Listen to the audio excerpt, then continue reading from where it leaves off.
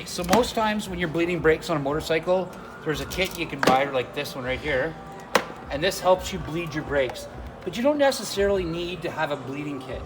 The easiest way to do it, if you're by yourself, pop your cap off here till you get to your little nib here. This is usually going to be an 8 mil or a 10 mil. This one's an 8. What you want to do is you want to take your hose, slip it over the top of the nipple like this.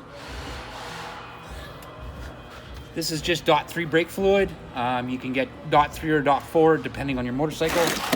What you want to do is you want to have this raised up. So I'm just going to grab a little bucket here. I'm going to put my canister right here. And what you're going to do is just take the top off of here. Put your tube inside your bottle so that it's in the liquid. You want to make sure it's in this liquid. So then when you go to bleed your brakes, you're going to loosen this right here and then leave it loose. Everybody's all petrified all the time that they're going to get air in their brakes if you just leave this loose. You have your tube in the liquid here, so the liquid is actually going to stop any air from moving. Then all you have to do is come up here and just keep pumping and pump and pump and pump and pump and pump and pump and pump.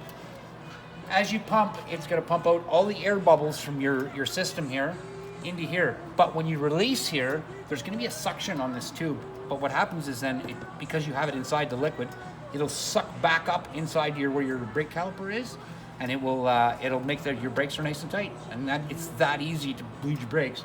Once you're all done, you tighten up your bleeder nipple right here, and then you're done.